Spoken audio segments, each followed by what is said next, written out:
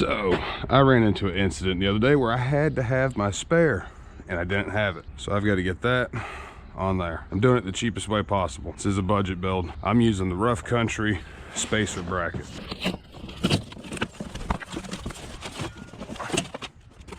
Rough Country spacer bracket. It's gonna bring it up just high enough to get the tire to clear the bumper, and it's not gonna take it that far out. I mean, we're looking at just under an inch here.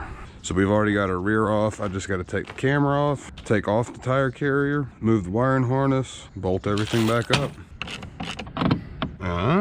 This is going to come off the back. What we're going to do is take this wire, instead of it running on the outside, we're going to rerun it on inside. Try to get all that slack pulled down. We even take this out of that clip.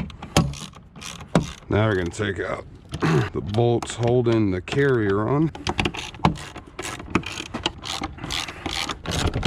See, this is where all of our extra cable came in. So this is the camera line. So we're gonna pull this down. And now to get the slack in the reverse camera line, we're gonna try to gently get rid of this body clip without damaging the cable. All right, looks like we got it. So now that'll give us a little bit of extra movement. Let me clean this off and then I'll get the bracket and we'll mount it next.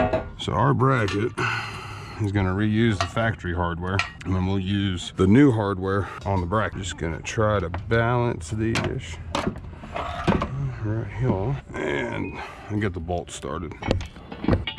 All right, so all those went right back into the factory bolt holes, and these are going to be our new bolt holes. All right, so we're getting ready to install it, and just looking at that's pretty solid. I mean, for 70 bucks, that's probably about 5 mil of thickness on the steel used. Just under 1/4 of an inch. It's pretty stout. And I like that it doesn't cover up your cab vents all the way. Still leaves them open. These bolts, they're 15, 25 foot-pounds.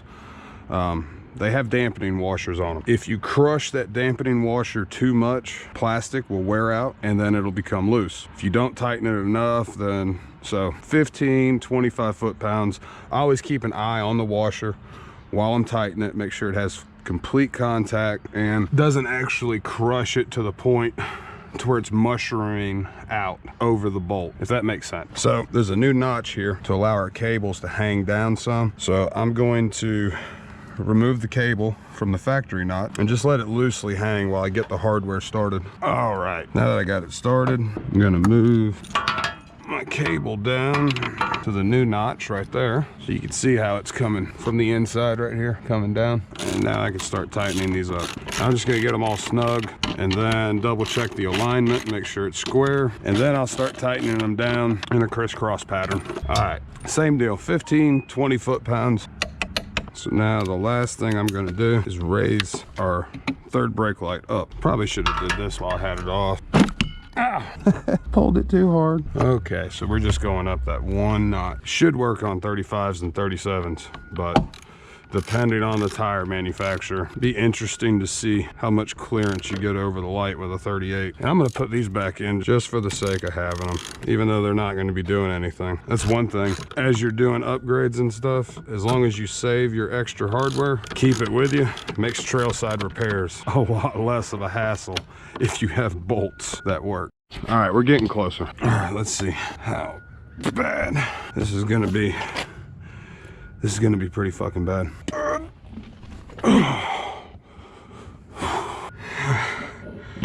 Let's see if I can do this without breaking the camera off. Okay, realistically, don't lift a 120-pound tire and wheel by yourself to put it on here. Get somebody to help you. But if you wheel the way I wheel, which is generally by myself anyways, because everyone else has shit to do, you're gonna have to learn how to do this. You're gonna have to get strong enough to do it. But you gotta learn how to do it without hurting your freaking back. And this is what we gotta fix. I gotta get rid of that gap. This tire should be right up against that. So I'm gonna have to make some spacers to go in here and space them out. All right, so we're almost done with this install. Now all I gotta do is get some vibration dampeners in here. You can buy these. I made my own, and I'll show you what I did to make them.